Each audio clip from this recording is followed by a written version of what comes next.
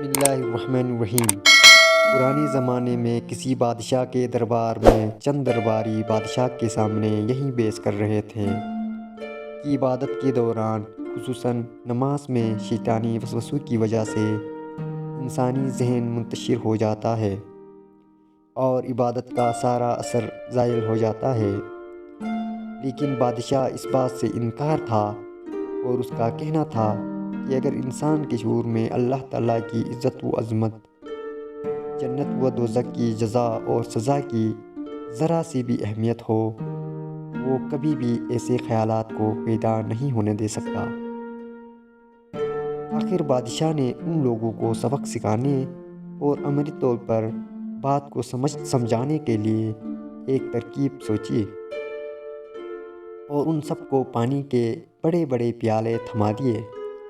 اور محل سے ملحق بازار کا چکر لگانے کا حکم دیا، اور ساتھ ہی ساتھ یہ تاکید بھی کی کہ خبردار اگر کسی کے پیالے میں سے ایک پانی کا قطرہ بھی چھلک کا، ورنہ اس کا سر ادھر ہی قلم کر دیا جائے گا، اور تم میں سے جو بھی کامیابی سے یہ کام سر انجام دے گا اسے پیش قیمت انعام سے نوازا جائے گا۔ حکم کے ملتے ہی وہ بحث کرنے والے درباری اپنے اپنے پیالے کے ہمراہ بازار کا چکر لگانے کے لیے نکل پڑے، اور ان کے ساتھ ساتھ بادشاہ کے حکم پر ایک ایک جلاد بھی ساتھ ہو لیا کہ اگر کسی کے پیالے میں سے ایک قطرہ بھی گرے تو وہ ادھر ہی اس کا کام تمام کر سکے۔ لیکن ان سب درباریوں کے لیے حیرت کا کوئی ٹھکانہ نہ تھا جب وہ سب اپنی منزل پر پانی کا ایک قطرہ گرائے بغیر بخیر و عافیت پہنچ چکے تھے۔ اب بادشاہ نے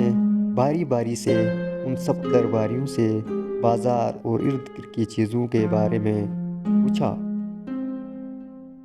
ان سب کا یہی جواب تھا، حضور، سر قلم ہونے کا ڈر تھا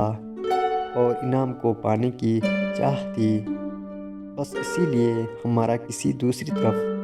دھیان گیا ہی نہیں۔ جی ہاں، اگر ہمارے دل میں بھی اللہ کا خوف، جہنم کا ڈر اور جنت کی چاہ ہو تو کچھ ناممکن نہیں کہ ہم بھی اپنی عبادت کو ارد گرد کی سوچوں اور شیطانی خیالوں سے پاک نہ کر سکیں۔